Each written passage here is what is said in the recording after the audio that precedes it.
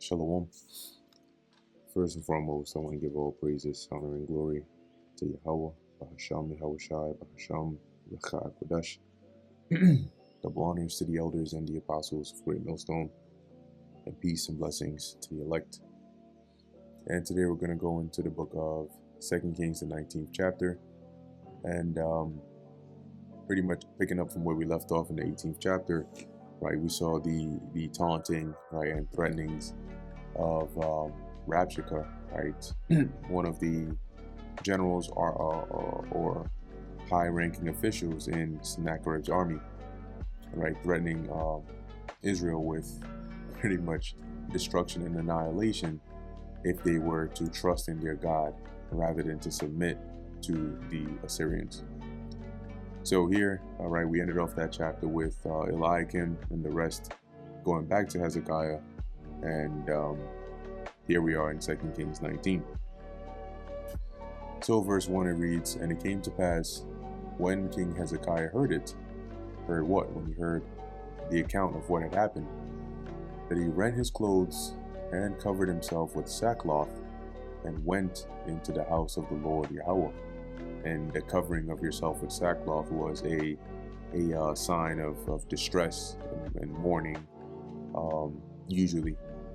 And sackcloth was usually uncomfortable garment or attire to wear, not because of the appearance alone per se, but you had some sackcloth that was made of goat's hair, which is very coarse, and so it would cause like irritation of the skin. It was an uncomfortable thing to wear, but it was a sign of distress.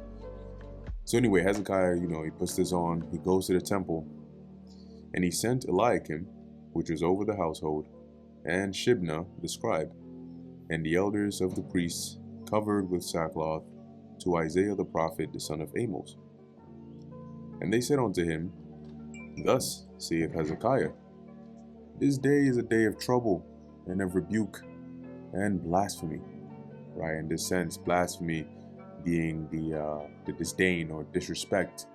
Okay, and this was due to the experience they just had, right? And that's exactly what happened when the Assyrians came, right? "For the children are come to the birth, and there is not strength to bring forth."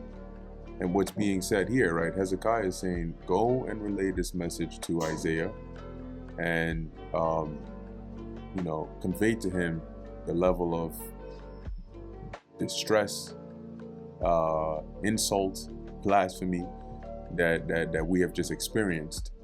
And then they liken it on to the children are come to the birth, and there is not strength to bring forth. In other words, imagine a woman that is in labor, and then the baby gets to the edge, and she doesn't have enough strength to push to bring that baby out. That's going to be a very stressful situation, right? So that's the example that this was being likened on to here. "It may be the Lord Yahweh thy God will hear all the words of Rabshakeh, whom the king of Assyria his master hath sent to reproach the living God, and will reprove the words which the Lord Yahweh thy God hath heard. Wherefore lift up thy prayer for the remnant that are left." So they're saying, look, lo willing, the Most High hears the reproach and all this that this guy is saying here, so they're coming to Isaiah to say, well, you're a prophet, so pray unto the Lord as well, so he can hear this and do something about it and deliver the very few of us that are left, right, the remnant that are left. And they say that too because they witnessed the deportation of their other half, being the northern kingdom, by the same empire, right, the Assyrians. So when you look at it on the scale of the nation, yes, the three tribes, right, collectively known as Judah, that were left, which is Judah, Benjamin, and Levi, and I say that because that's how it's mentioned in the scriptures, right? They were likened onto a remnant. So the servants of King Hezekiah came to Isaiah, and Isaiah said unto them, Thus shall ye say to your master, Thus saith the Lord Yahweh, be not afraid of the words which thou hast heard, with which the servants of the king of Assyria have blasphemed me. In other words, have disrespected me. Behold, I will send a blast upon him. And when you go into that word blast, I believe it's racha, which can go into like wind, or in this case, spirit. And he shall hear a rumor, and shall return to his own land, and I will cause him to fall by the sword in his own land. So basically what the Lord is saying here by the mouth of Isaiah is, don't worry about what this guy is saying. I'm going to put a spirit upon him, and he's going to hear some rumor, something going on, right? A message, whatever the case may be. And he's going to return. I'm going to cause him to go back to Assyria, his own land. And there he's going to die. As it says, he shall fall by the sword. Now, this actually ended up happening, right? If we take a quick look here at Sennacherib, you can see here, even in this first paragraph, it mentions how he ended up dying, right? And then we can also take a look at that. I believe that's somewhere in here. Now, he ended up getting assassinated, I believe, by his sons, two of his sons, right? It says here, Sennacherib was the king of the Neo-Assyrian Empire from 705 BC until his assassination in 681 BC. The second king of the Sargonid dynasty, Sennacherib is one of the most famous Assyrian kings for the role he plays in the Hebrew Bible, which describes his campaign in the Levant. Now I want to go specifically here, right? The conspiracy and murder. Let's see. I don't want to read the whole entire thing, so let's read a bit of it. And this is what leads to Esarhaddon becoming king, coming into power. It says here, when his eldest son and original crown prince, Ashur-nadin Shumi, disappeared, presumably executed, Sennacherib selected his eldest surviving son, Arda Mulisu, as the new crown prince. Arda Mulisu held the position of the heir apparent for several years until 684 BC, when Sennacherib suddenly replaced him with his younger brother Esarhaddon. The reason for Arda Mulisu's sudden dismissal is unknown, but it is clear from contemporary inscriptions that he was very disappointed. It says Esarhaddon's influential mother, Nakia, may have played a role in convincing Sennacherib to choose Esarhaddon as heir. Cool, good stuff. Let's get to the important part here. Okay, Sennacherib forced Arda, I'm just gonna call him by the first part, to swear loyalty to Esarhaddon, but Arda made many appeals to his father to reinstate him as heir. Sennacherib noted the increasing popularity of Arda and came to fear for his designated successor, so he sent Esarhaddon to the western provinces. Esarhaddon's exile put Arda in a difficult position, as he had reached the height of his popularity, but was powerless to do anything to his brother, because now he would have the support, but his brother was out of his reach. To take advantage of the opportunity, Arda decided he needed to act quickly and take the throne by force. He concluded a treaty of rebellion with another of his younger brothers, Nabu-shar-ussur, and on October 20th, 681 BC, they attacked and killed their father in one of Nineveh's temples, possibly the one dedicated to sin. So then they ended up murdering their father, right, Sennacherib. And in doing this, let's actually read this part here. The scriptures tell us explicitly about this too. Anyway, the murder, so this was prophesied actually by Isaiah. The Lord told him, and we just read that in 2 Kings 19. The murder of Sennacherib, ruler of one of the world's strongest empires at the time, shocked his contemporaries. People throughout the Near East received the news with strong emotions and mixed feelings. The denizens of the Levant and Babylonia celebrated the news and proclaimed the act as divine punishment because of Sennacherib's brutal campaigns against them. While in Assyria, the reaction was probably resentment and horror. So though these two, especially like Arda, was popular, by doing this was what parricide, and the people were like, nah, that's going too far. Many sources recorded the event, including the Bible, where Arda Mulisu is called Adremelech, and we'll keep that name in mind as we will see that getting towards the end of the chapter. So I'm not going to read the remaining paragraph, but I'll sum it up in terms of what ends up happening here. So basically, having committed this act, they were forced to flee, right? And long story short, Esarhaddon ended up coming back, right, and taking the throne, right? And as you can see, it says it right here, right? The murder of the king. I said I wasn't going to, but look at me now. The murder of the king caused some resentment against him, right, Arda, by his own supporters. And in the meantime, Esarhaddon raised an army. The army raised by Arda and Nabu met Esarhaddon's forces in Hanigalbat, right? It says, there most of the soldiers deserted and joined Esarhaddon, who then marched on Nineveh without opposition, becoming the new king of Assyria. Shortly after taking the throne, Esarhaddon executed all of the conspirators and political enemies within his reach, including his brothers' families. Every servant involved with the security of the royal palace at Nineveh was executed. Arda, Mulisu, and Nabu-shar-usur survived this purge, escaping as exiles to the northern kingdom of Urartu. So there's the little family drama of Sennacherib, but I read it because this is relating back to 2 Kings 19 and 7, as the Lord told Isaiah, which he then relayed to Hezekiah via his messengers, what would be the end of Hezekiah, right, and how he would end up dying by the sword, in this case being assassinated by his own sons. So back to where we are, verse 8.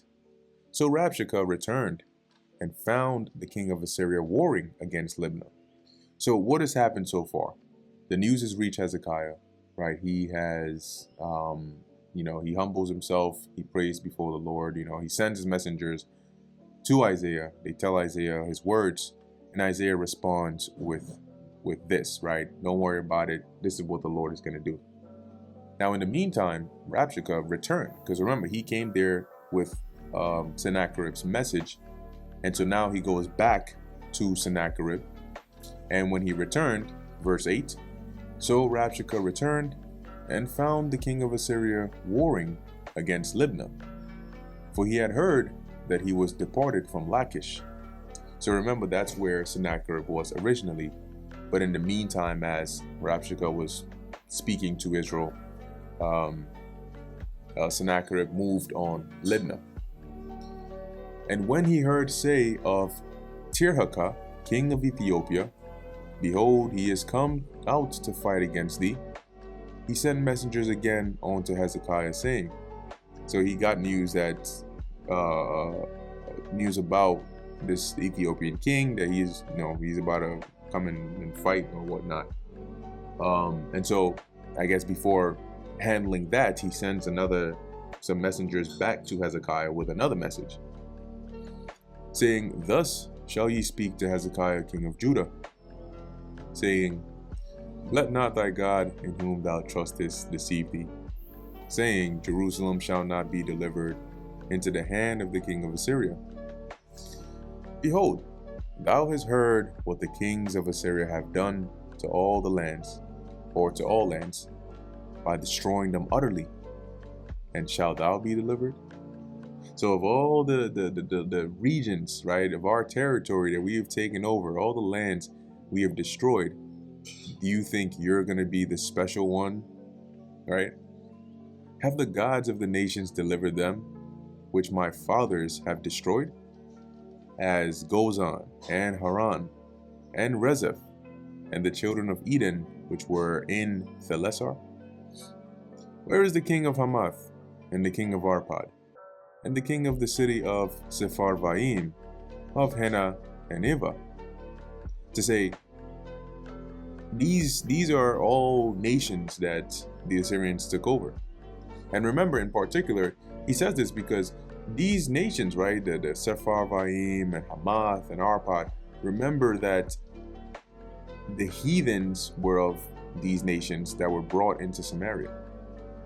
And how did that happen? That happened because the Assyrians took over their lands, subjected them, and deported them from their lands and put them in somebody else's land. That somebody else happening to be the northern kingdom. Verse 14. And Hezekiah received the letter of the hand of the messengers and read it. And Hezekiah went up into the house of the Lord Yahweh and spread it before the Lord. And Hezekiah prayed before the Lord and said, O Yahweh, God of Israel, which dwellest between the cherubims, thou art the God, even thou alone. Of all the kingdoms of the earth, thou hast made heaven and earth. Lord, bow down thine ear and hear. Open, Lord Yahweh, thine eyes and see, and hear the words of Sennacherib, which he hath sent him to reproach the living God. So Lord, look at what this guy is saying.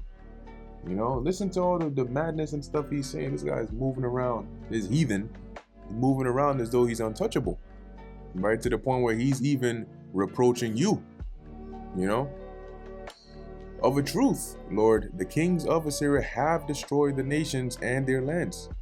So, he wasn't lying, right? The records are there. They did do these things, right? And have cast their gods into the fire, for they were no gods, but the work of men's hands, wood and stone. Therefore have they destroyed them. Now therefore, O Lord our God, I beseech thee, save thou us out of his hand, that all the kingdoms of the earth may know that thou art the Lord Yahweh God, power, even thou only. So show your might, show your force. And Hezekiah isn't the first person to beseech the Lord in this way. And I always like to point this out because taking note of how they make their case to the Lord, it's appealing to the Lord in a way of, well, Lord, your reputation is also on the line here. It's not just saving us for our sake, but this also reflects upon you. Then Isaiah, the son of Amos, sent to Hezekiah, saying, Thus saith the Lord Yahweh, God of Israel, that which thou hast prayed to me against Sennacherib, king of Assyria, I have heard.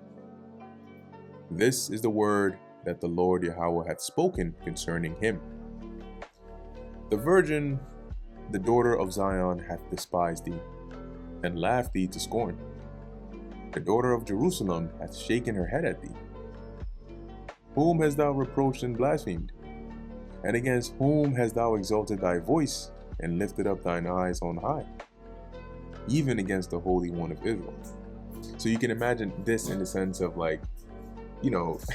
from the perspective of Israel, right, as it's being said here, it's almost like you're coming here saying all of these things, you're talking hot, as though it's really against us, but you have no clue who it is that you're speaking and blaspheming against. And that's why it mentions here, you haven't done this really to us, but to the Most High. By thy messengers thou hast reproached the Lord, and hast said, With the multitude of my chariots I am come up to the height of the mountains, to the sides of Lebanon, and will cut down the tall cedar trees thereof, and the choice fair trees thereof. And I will enter into the lodgings of his borders, and into the forest of his Carmel. Carmel here meaning like garden. And this is all to say that the Assyrian king is speaking proudly, right? As though, I have the power to go to the highest of the highest mountains, to conquer that, to go and basically do as I will. This is like him boasting. Okay. Verse 24, I have digged and drunk strange waters. And in other words, in some other translations, for example, I'll actually pull one up here. If you take a look at this in the NLT, right? I have dug wells in many foreign lands and refreshed myself with their water. What is that? Why is that important? What does that mean? Well, you can imagine if you're having a military campaign and maybe you're besieging another land. That is one case where, yeah, you get there, you cut off their water supply, maybe you reroute it, or maybe you have your soldiers dig a well or whatever it is over there that you can use. Okay, but the point here being, it's by mentioning, you know, the strange waters or the foreign lands, it's indicating that I've conquered many places. You know, I've besieged many kingdoms. In other words, I am the top dog out here in these streets. And with the sole of my feet have I dried up the waters of the besieged places. In other words, cutting off their water supply, right? And that's what you do in a siege. You cut off their water, you cut off their food. They're stuck in there, times get tough, they end up surrendering, or they get weak enough to where you can scale their walls or break it down. Hast thou not heard long ago how I have done it? Now, these couple of verses here can be a bit confusing, you know, if not read in the right context. And what I mean is, because Isaiah is saying this, right? Basically saying, this is the reply of the Lord, okay? But the perspective of who is, like, from whose perspective this is, switches throughout, almost like a dialogue. So when you start at verse 22, or really 21, right into 22, it's like Israel is looking at you like you don't even know who you just messed with. Verse 23, this is from the perspective of like the Assyrian king, like you're boasting in your ability to go wherever you want, do wherever you want, invade whatever you want, right? Even into verse 24. You've conquered so many places, you've dug wells in places, you've cut off many different countries' water supplies and besieged them and have been successful in those things. But in verse 25, now this is the perspective of the Lord, like the Lord is replying to this, right? Saying, hast thou not heard long ago how I have done it? And of ancient times that I have formed it? Now have I brought it to pass, that thou shouldest be to lay waste fenced cities into ruinous heaps. And I'm going to pull up another translation which will make it more or abundantly clear now. NLT, for example. But have you not heard? I decided this long ago.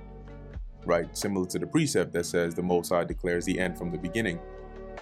Long ago I planned it, and now I am making it happen.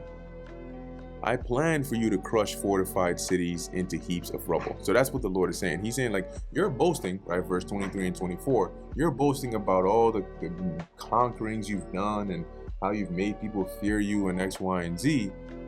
But nobody came and told you that that was all my plan. I set it up. And the reason you're doing that is because I'm bringing my plan to pass and I'm using you. I set you up to be the one that would break down these cities and so on and so forth. Verse 26, therefore their inhabitants were of small power, and they were dismayed and confounded. That's the reason why when you took over these cities, they weren't able to really resist or fight against you, because I set it up that way. They were as the grass of the field and as the green herb, as the grass of the housetops, as corn blasted before it be grown up. Right, so they were weak, right? They weren't in a strong condition. They couldn't resist. Why? Because I set it up that way.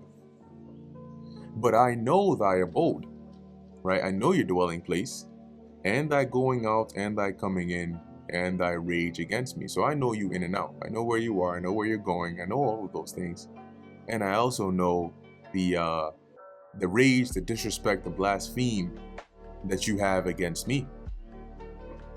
Because thy rage against me and thy tumult is come up into mine ears.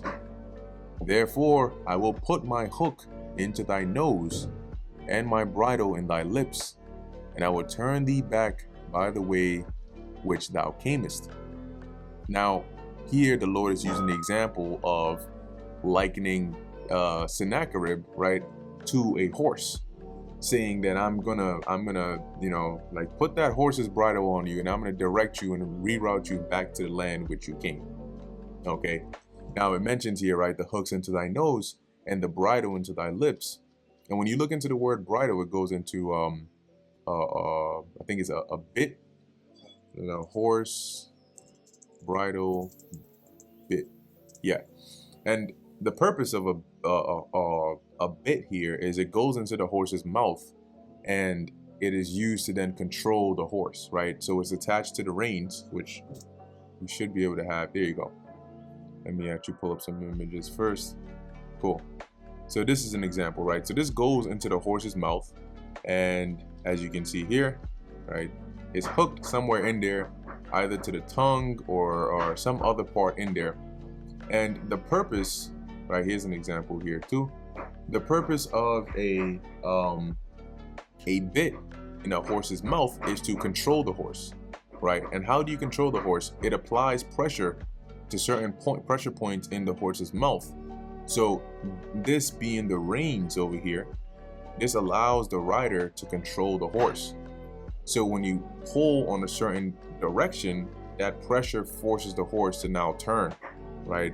Or, turn the other way, or halt, or whatever the case is. So this is sort of the mechanism that is used to, to control, horses and whatnot.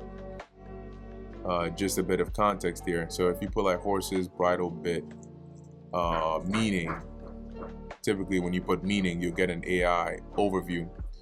And it says here, a horse bridle bit is a piece of metal or synthetic metal. It's a piece of metal or synthetic material that fits in a horse's mouth.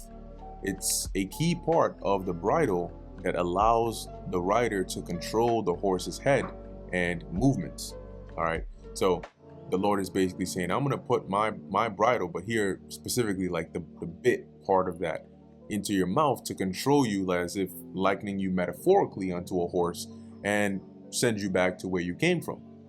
And we'll see later on how the Lord actually manifests that. So continuing, and this shall be a sign unto thee. So remember, Isaiah is saying all of this, saying this is what the Lord said. And I'm just giving you the perspectives from everything he's saying, from whose perspective is coming from.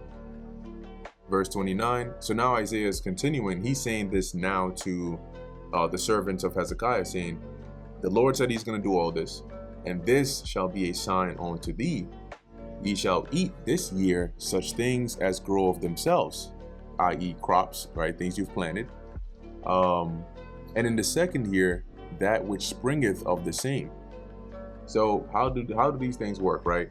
You plant, as you sow, you reap, you harvest, right? You harvest, you reap, and then you plant again, the seeds, right? So long story short, you're not going to be taken into captivity. You're not going to have your land destroyed. You're going to be good, right?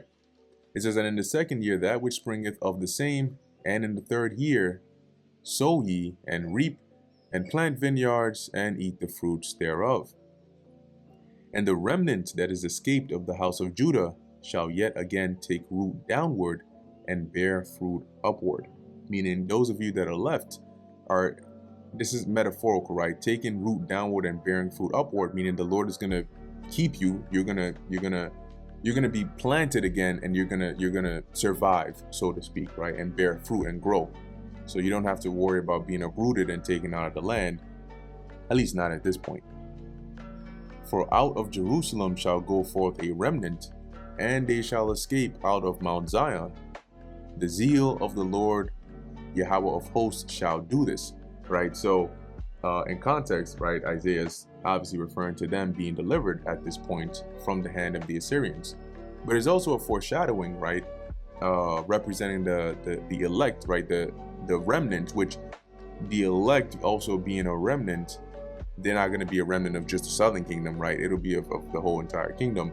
But this is like a foreshadowing as well, right, of the elect being delivered, and they are actually also going to be planted or take root downward, and they're also going to bear fruit, right? Because from the elect will come forth the rest of the nation at the time of, the kingdom, the time of the deliverance. So I just wanted to throw that in there. Verse 32, therefore thus saith the Lord Yahweh concerning the king of Assyria, he shall not come into the city, nor shoot an arrow there, nor come before it with shield, nor cast a bank against it. So he's not gonna, no harm is gonna come to you. Okay. Now, casting a bank is otherwise known as a siege mound, right? If you look this up, siege mound, you see here a siege mound, a ramp or mound made from dirt, rubble, and timber that was used to build, or that was built to breach a city's walls. The Assyrians were the first to use wheeled towers on siege mounds, right? So if we look at wheeled tower siege mound, get you a visual of that. Here's an example. So this is now they're able to move this with protection against the wall, right? And then you can see they let down that latch, and then they can scale the walls that way. All right. So continuing, verse 33, but by the way that he came, by the same shall he return, and shall not come into this city, saith the Lord Yahweh. For I will defend the city to save it for my own sake, and for my servant David's sake. And it came to pass that night that the angel of the Lord Yahweh went out, and smote in the camp of the Assyrians 185,000. That's 185,000. A score is 24 is 4. 4 times 20 is 80. So 185,000. And when they arose early in the morning, behold, they were all dead corpses. So they woke up and turned around. There's 185,000 of them dead. So Sennacherib, king of Assyria, departed, and went and returned and dwelt in Nineveh, as the Lord said. Verse 37, and it came to pass, as he was worshipping in the house of Nisroch his god, that Adremelech and Sharezer his son smote him with the sword, and they escaped into the land of Armenia, and Esarhaddon his son reigned in his stead. And that is basically what we read about here in about the history on Sennacherib. And this brings us to the end of the book of 2 Kings, the 19th chapter. Lord willing, this is edifying to the elect. In closing, I want to give all praises, honor, and glory to Yahweh, Bahasham Yahweh Shai, Bahasham Recha Kodesh. And until next time, Shalom.